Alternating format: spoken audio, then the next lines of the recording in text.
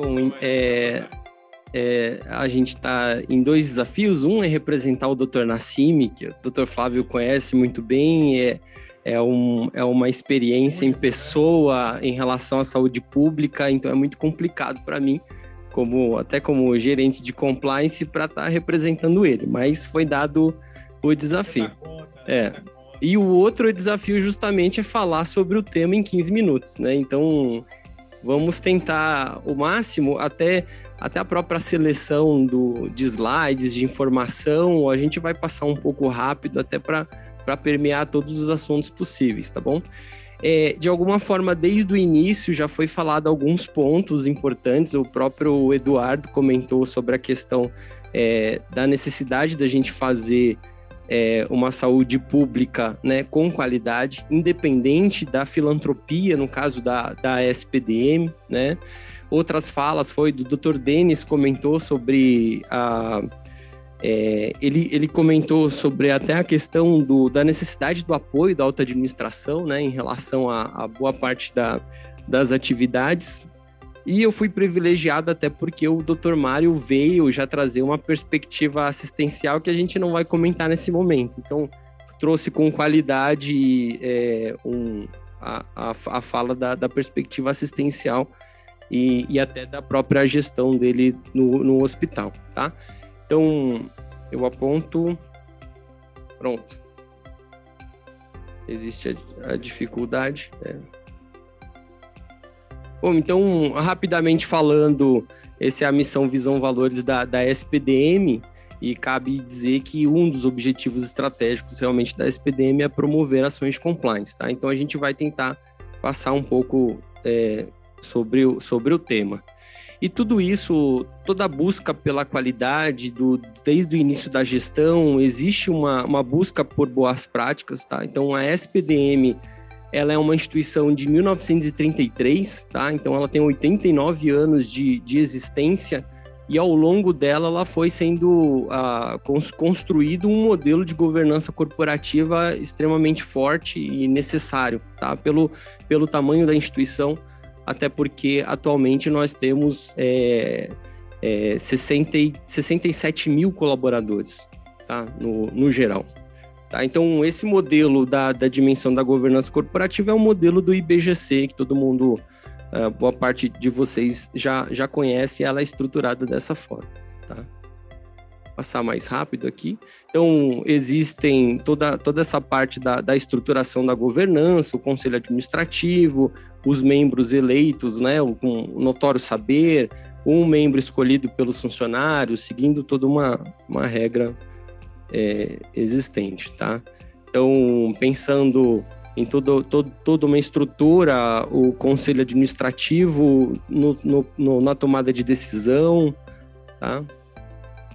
E aqui a gente vai começar a falar na perspectiva do risco e controles internos, tá? Então, não se tem uma governança corporativa forte, senão a gente não faz esse monitoramento do cumprimento dos processos, principalmente a que a gente está falando, né, da otimização de recurso, né, e o acompanhamento dos riscos de não conformidade. Isso tudo são teorias e a busca por essa teoria. Iniciando, sim, por uma metodologia avançada de mapeamento de risco, né, então isso já foi abordado em diversos momentos. Todos esses riscos são mapeados, principalmente das áreas financeiras, né, isso por uma área competente a qual nós trabalhamos juntos. Aqui eu vou passar rapidamente, como a gente fala da excelência, né, da gestão operacional de hospital público, é muito importante que a gente dê alguns exemplos sobre o controle interno das unidades, tá? Então, eu sou farmacêutico de formação, acabei parando na área de compliance, e eu vivenciei muito dentro da área da parte de logística hospitalar, que, no meu ver, talvez eu esteja puxando um pouco da sardinha, é uma das áreas mais críticas em relação à parte de recursos financeiros. Então, a gente traz alguns exemplos aqui, por exemplo, na parte da gestão de compras, né? A quantidade de controles internos necessários para a gente gerir, por exemplo, uma unidade hospitalar. A gente está falando só de uma, mas está falando de várias. Como o Dr. Mário falou, é importante essa padronização, né? Trazer essa padronização para a gestão. Então, a gente vem trazendo esses controles internos. Aqui, principalmente, a gente dá ênfase, né? Aqui não vai pegar o ponto ao PowerPoint, mas a aprovação, a necessidade de você ter alçadas de aprovação em cada uma das unidades, né? Então, passando a necessidade de você fazer o acompanhamento da compra dos últimos preços, isso é muito cobrado pelos entes, né, fiscalizadores, né? Todo esse controle registrado, os logs de auditoria em relação a quem que aprovou, né? Como que foi feito o pedido, né? Do ponto de vista de gestão de estoque, também um excesso, talvez necessário, de controles internos, tá? Aqui passando por uma necessidade de você fazer uma conferência bem avançada na parte de recebimento de materiais, tá? Eu vou correr só um pouco. Da parte de gestão de estoque, até desde da parte da prescrição, né, a questão da prescrição dos medicamentos, até mesmo a checagem à beira-leito. Então, isso está se avançando muito na parte dos sistemas informatizados, justamente para a gente garantir esse tipo de controle. Tá? Dentro do processo de OPME, né, um dos processos mais críticos também, a necessidade de você ter controles de evidência da utilização dos materiais, né? Então, a gente vai percebendo a quantidade, né, entendendo a quantidade de controles existentes dentro de uma unidade hospitalar única por si só, tá? Dentro da gestão de contratos, né, a parte da publicação, a análise documental, isso vai se olhando, a necessidade de ter os 3 orçamentos, a pesquisa dentro das plataformas de preços, né? A comparação, por exemplo, aí a gente cita o CardTech, tá? E aí, finalmente, entrando, quando a gente permeia toda essa parte de controles internos, riscos e controles internos, entrando um pouco no referencial do programa de integridade. Então, todo mundo busca aqui as melhores práticas, né? Falou-se muito da certificação, da acreditação, e como que funciona isso dentro do programa de integridade para a SPDM? Então, existem diversas referências para nós. Eu posso falar até do Carlos, né, que é uma referência para nós do assunto, a gente busca sempre. Então, a SPDM buscou, claro, dentro da legislação, da lei anticorrupção, do decreto que promulga ela, e além outras referências, uma delas é o Proética, o Instituto Ethos, né, que tem uma parceria importante aí com Ética Saúde, a própria instrução normativa do Instituto do Ética Saúde e a resolução do IBROS, que eu tive a honra de poder participar da construção dessa resolução, claro que muito baseado dentro da instrução normativa até do próprio Ética Saúde, tá? Então a gente vai passar rapidamente alguns tópicos, inclusive a gente citando o programa de integridade com a instrução normativa do Ética Saúde, que é muito importante que os associados do Ética Saúde sigam, prestem talvez bastante atenção nesta instrução normativa. Falando da necessidade do apoio da alta administração, que o Dr. Denis comentou, né? Então, se não tiver o apoio deles, acho que é humanamente impossível a gente liderar um programa de integridade, acompanhar um programa de integridade. A necessidade da avaliação de risco, aqui a gente começa a olhar, dentro da instrução normativa do Ética Saúde, tem 17 itens. Eu não vou citar todos também, senão a gente não vai acabar, talvez hoje. Mas a importância de você ter um mapeamento de risco, uma gestão de risco para iniciar todo esse trabalho, tá? O acompanhamento do código de conduta, desde a entrega, às vezes, puxa, para que você tem um indicador de entrega de código de conduta, né? A gente vive uma fase que realmente é necessário a gente fazer esse acompanhamento, porque há necessidade de a gente entregar 100% do código de conduta para todos os colaboradores, para fornecedores, né? A necessidade de você ter políticas, normas, regulamentos bem estruturados, é claro que com o perfil da instituição, Acho que eu não consigo copiar uma política do Agir e vice-versa. Todos esses documentos são documentos específicos da SPDM e dentro da experiência a qual ela tem.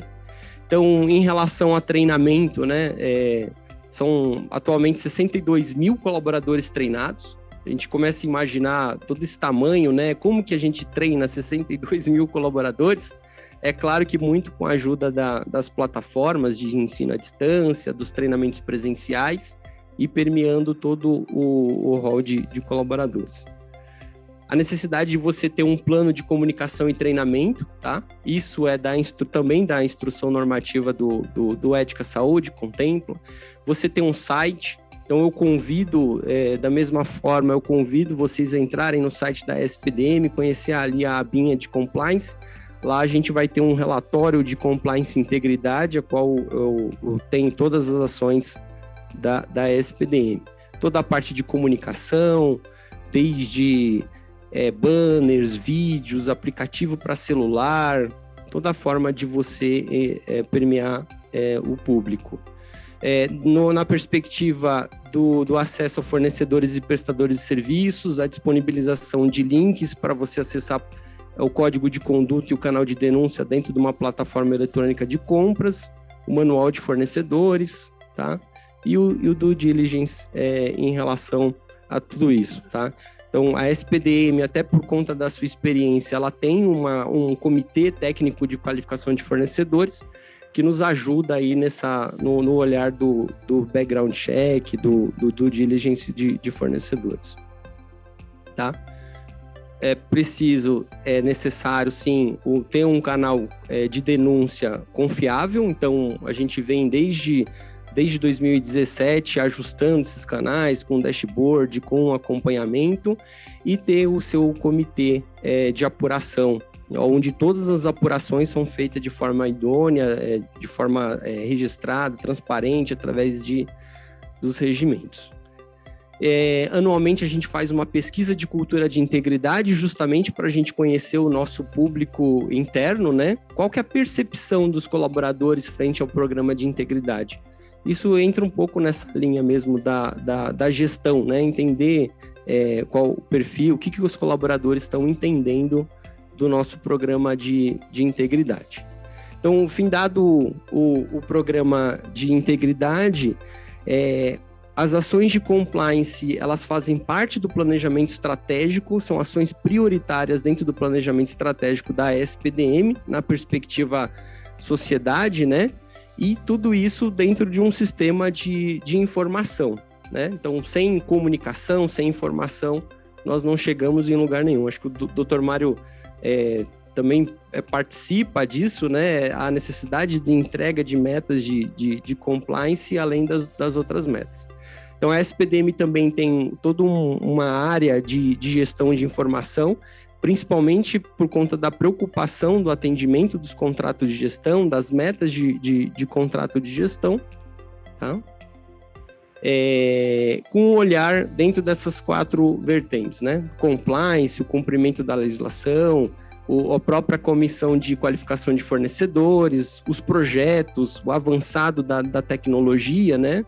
E toda uma estratégia da parte principalmente do equilíbrio econômico-financeiro, tá? Então, são ações prioritárias da SPDM aí, a parte dos recursos, a metas de produção, a contratação de serviços, porque a gente percebe um pouco da quantidade de controles internos existentes e o resultado assistencial, o Dr. Mário comentou um pouco. Então, toda a unidade ela tem uma forma independente de organização, CNPJ específico, conta bancária específica, a prestação de contas totalmente independente, de forma íntegra e idônea, tá? A gestão dos contratos de gestão, isso eu não vou entrar muito em detalhe, mas tudo isso dentro do planejamento estratégico de forma estruturada, tá?